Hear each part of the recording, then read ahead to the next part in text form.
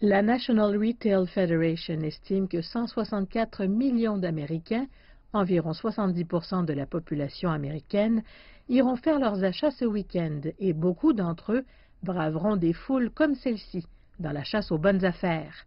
Pour les détaillants américains, il s'agit d'une période critique après un troisième trimestre marqué par des catastrophes naturelles et du mauvais temps qui ont nui aux bénéfices de nombreuses entreprises. Le week-end du Vendredi noir peut faire ou défaire un détaillant, et c'est principalement parce qu'il marque le début de la saison des achats des fêtes. Une saison qui est le plus important trimestre en termes de vente et de revenus pour un détaillant. Pour de nombreux acheteurs, le premier site qu'ils visiteront ne sera pas un magasin fait de briques et de mortier, mais plutôt des détaillants en ligne, comme Amazon. Amazon a été massivement choisi comme la marque de commerce préférée pour acheter pour soi-même ou la commander aux autres.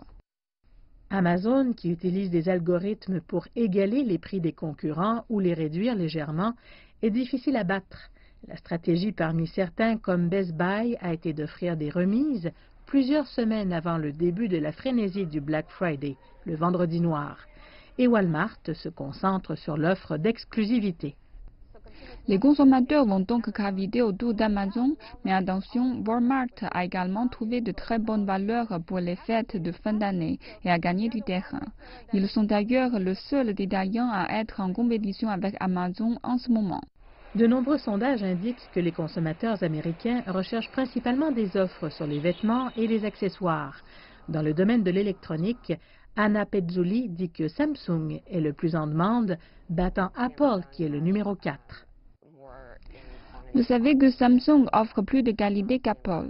Samsung est aussi historiquement mieux avec les remises Black Friday et Cyber Monday que Apple ne l'a été. Mais il y aura des aubaines sur Apple alors que Walmart, Target et Best Buy offrent tous des cartes cadeaux ou des économies d'argent pour l'achat d'un iPhone 8 et 8 Plus. Dans l'ensemble, Jaron Martis estime que les détaillants vont réduire les articles en moyenne de 37% par rapport au week-end du Vendredi noir. Si les consommateurs n'obtiennent pas au moins un rabais de 40% ou plus, ils n'obtiennent pas vraiment une bonne affaire lors du Vendredi noir. Mais il serait peut-être sage de se méfier des prix exorbitants. Un nouveau rapport a révélé que plus de la moitié des transactions du Vendredi noir de l'année dernière étaient au même prix ou moins cher à d'autres moments de l'année. Le conseil d'experts, il vaut mieux faire vos recherches avant d'ouvrir votre portefeuille.